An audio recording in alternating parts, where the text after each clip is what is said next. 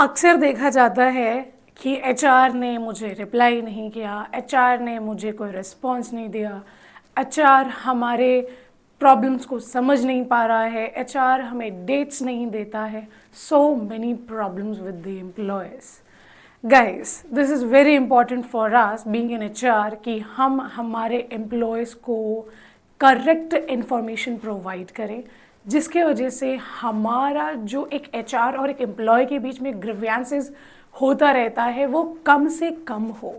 I know there are so many things which we do, there are so many things जो कि हमारे mind में चलता रहता है कि what next we have to do और how to manage our work, जिसकी वजह से हम कभी कभी क्लियरली रिस्पॉन्स नहीं कर पाते हैं. एंड देन वही इशू क्रिएट हो जाता है हमारे और हमारे एम्प्लॉयज़ के बीच में, that are HRs are not working effectively. Hi, my name is Anjali Oja and I'm here to discuss the same problem with you guys, how to rectify this problem by which we can maintain a good relationship between our employees and us. So in this particular video, I'm going to talk about how to respond clearly to the employees so that आपको भी problem ना हो आगे चल के और ना ही employees को प्रॉब्लम हो कि एचआर्स इफेक्टिवली आंसर्स नहीं कर पाते हैं. ऐसे क्या इश्यूज़ होते हैं जो हम एड्रेस नहीं कर सकते हैं हमारे एम्प्लॉयज़ को. येस, वी नो कि कुछ चीज़ें हमारे हाथ में नहीं होती. Being an HR we work as a mediator only between management and our employees. तो क्या अगर हम पर्टिकुलर डेट नहीं दे सकते या पर्टिकुलरली अगर हम उन्हें इन्फॉर्म नहीं कर सकते तो हम क्या कर सकते हैं इसके लिए. What we can do basically, we can check with the management अगर वो जो एम्प्लॉय हमसे पूछ रहा है और उसमें मैनेजमेंट का इन्वॉल्वमेंट है. What we do, we try to solve the problems within ourselves only first. We are there as a HR, we are there ताकि जितनी कम से कम प्रॉब्लम्स हम मैनेजमेंट तक पहुंचा सकें एम्प्लॉयज़ की. लेकिन कुछ ऐसी स्पेसिफिक चीज़ें होती हैं जो कि हम शायद वो रेक्टिफाई नहीं कर पाते हैं क्योंकि हमें मैनेजमेंट का अप्रूवल चाहिए होता है. So how we can do that, I am gonna talk about this in this particular video. So let's begin with the first thing.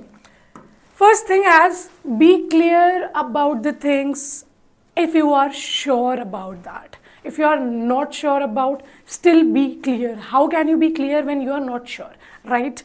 So, अगर आपको लगता है कि उसमें मैनेजमेंट का इन्वॉल्वमेंट होने वाला है, अगर आपको ऐसा लगता है कि वो आंसर मैनेजमेंट ही कर सकता है, तो उनको क्लियरली मेंशन करो कि सर, मैम, और as a address you can employee को उसके नाम से एड्रेस कर सकते हो, लाइक मिस्टर XYZ.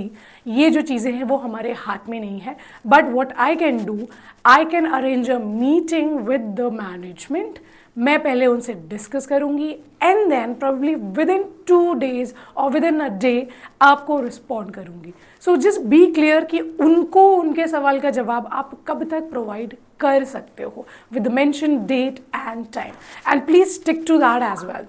अगर आपने किसी को बोला है कि आप वो चीज़ उनको बताने वाले हो with in 2 days of time, आप अपना टू डू लिस्ट मेंटेन कर लो और उसमें चेकलिस्ट बना लो that you have to do that. क्योंकि हम जनरली बहुत सारे काम करते हैं और ऐसा स्किप होना चीज़ें मतलब इट्स फाइन, बट अगर आप चाहते हो कि वो चीज़ आपके और आपके एम्प्लॉय को इम्पैक्ट ना करे, आपका रिलेशन इम्पैक्ट ना करे, देन प्लीज़ बी श्योर कि आपने अगर जो टाइम दिया है, जो डेट दी है, उस पर उनको रिस्पॉन्ड करो.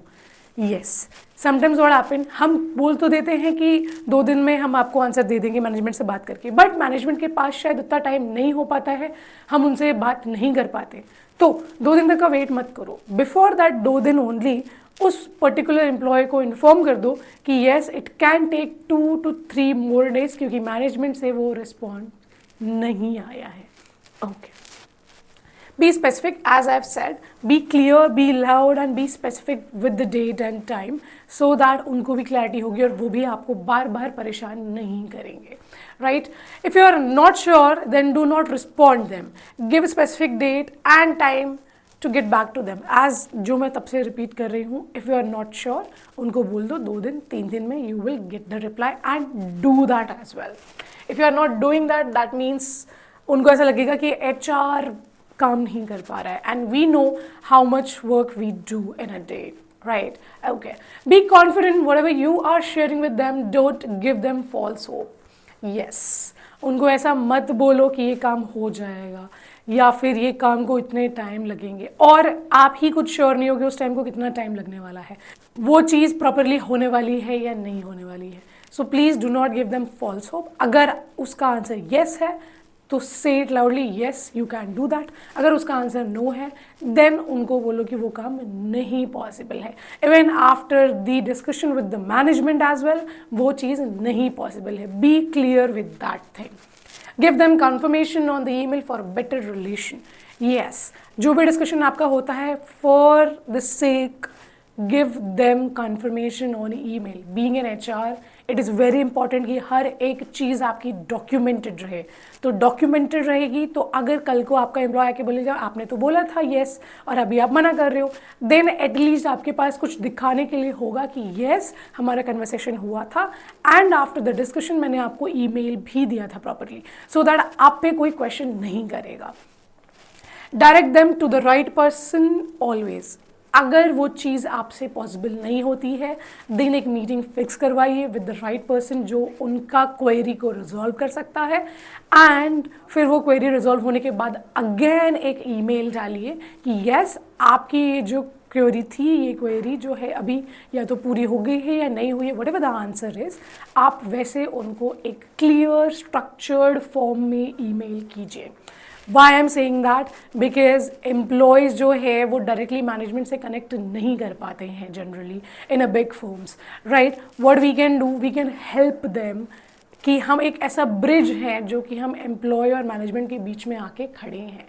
तो उसका फ़ायदा उठाइए, उसका अच्छे से उपयोग कीजिए and always direct them to the right person with the right answer and with the right time. For more videos like that, keep following these stores. Thank you so much.